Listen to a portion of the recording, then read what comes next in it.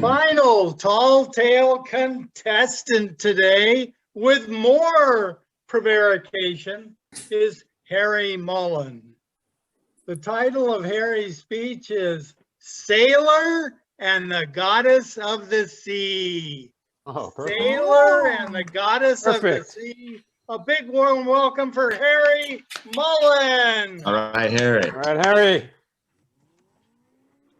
No prevarication. This was when the tall ships sailed the sea in a distant ocean called the Mediterranean.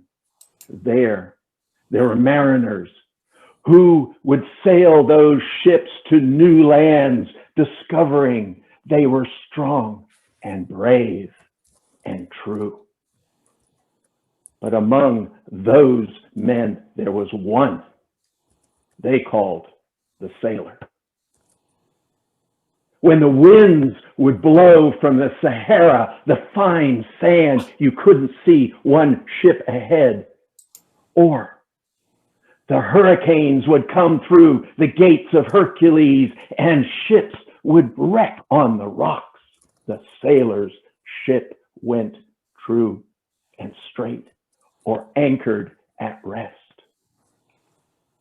For he did not know fear.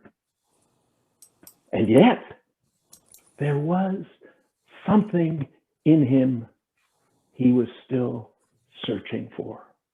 And one day, he took his ship from the harbor at Piraeus, just down the road from Athens. Across the way, he saw these big cliffs. On top of it, an ancient temple where it is said it honored the goddess of the sea. And as he approached those tall cliffs, from the corner of his eye, he saw a figure running, white clothes in the wind, long hair, all the way to the edge, and jumping, dived into the water, coming up right by his boat, water from her hair and the most beautiful green eyes and a hand outstretched to him. Now, the sailor, he could swim, which was unusual in those days, but truth be told, his feet were much happier on the deck. But when that hand reached out to his, he didn't hesitate, tore off his shirt, kicked off his shoes, dove in, and joined his hand to hers.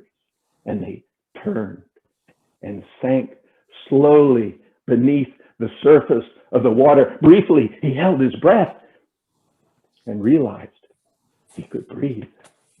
For indeed, he held the goddess in his hand. And as they went down, they conversed. They spoke of their fears, their hopes, their dreams. And for the sailor, time stood still until out of the gloom, she came to him with those green eyes, looked directly into him and said, "Will you take a chance with me?" The sailor looked up, 90 feet above where his ship sat. 3 atmospheres of pressure pushing down on him. He realized at this moment only the truth would do. And he looked back directly into those eyes and said, "No." Something resembling disappointment crossed her eyes ever so briefly until again she laughed, for she heard the words he could not say. "No, because I am afraid." And they turned, came back to the surface, looked at each other for the last time. He went to his ship, climbed aboard, and sailed into the distant gloom on the horizon. A tall tale? Maybe. Nice. Maybe. But that was the actual story.